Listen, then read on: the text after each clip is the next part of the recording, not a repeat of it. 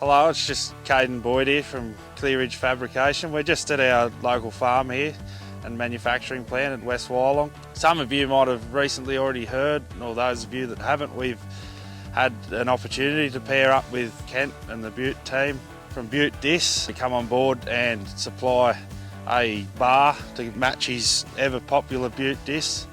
So here behind me we've got the 18 metre machine, and we might just run through a few of the features that we've got on it. Up the front here, and it's also down at the rear, we have some chain hangers, the hydraulic lift. At the end of the paddock we can lift the chains up on both the front and rear, and we can turn around without cutting big grooves in the paddock, and then obviously lower them down as we start our run again. Leading up to our vertical hydraulic jack here, fairly sturdy, big feet on it to make sure it doesn't bite into the ground. We've designed a tapered pull for those machines with 3-point linkage or arms back there, just to make it a bit more streamlined and not have any crash points. Nice and narrow as well, so we can get a good turn radius. Fitted with some safety chains. Also, we've got our colour-coded hydraulic couplings up there. This machine requires 4 remotes on your tractor, one for your jack, one for your chain lift and lower, one for your machine fold, and then the other for our popular hydraulic chain tensioning. Up the front here we also have our hydraulic gauge for our chain tension, just to let us know what pressure it's running at continuously. Also we've got our electrical connection there for our rear lights, flashing light and turning lights at the rear. And then up above that we do have our little hose rack, just to keep our hoses up and out of the road when it's packed away. Moving on to our chain tensioning, we have got a live feed to our chain tensioning, and you just got to click your remote in to give us continuous flow, and that ensures our correct tension on our chain through the day of operation. We have introduced some nylon slides around the inside of the frame here to make it easier to slide. Also we've got our chain height leg adjustment here. We've got our little tool set up here, just a little clip to keep it retained on, and we can lift the tool off. This actually acts as our spanner as well.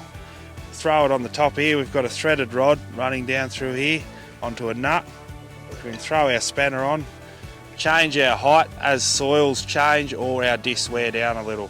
You can just crank that around, line it up, spin the spanner around, drop it back on, holds our chain height so it can't move, and then just keep our spanner in place with the clip. And just having a look down here, we've actually got a stainless gauge on here which just allows for consistency across all 4 corners when adjusting, just to make sure they're the same. On this machine we've also got some spares fitted, 2 spare tyres on the rear here. We've actually got some mesh in the place of the RHS frame there, just to put some sticks or spares, whatever you might find in the paddock. Also we've got 2 hubs and 2 chain bearing assemblies stacked into there quite neatly and ready for use when required. Taking a closer look at our rear chain hanger, same as the front, we've got our chain adjustment here in our slot. Has the ability to lift the chain up, and we've got a little locking pin here. Lock the pin in and then let this cylinder out again, make our link changes as required, and then remove the lock and let our chain back down into our working position, allowing for either soil change or disc wear.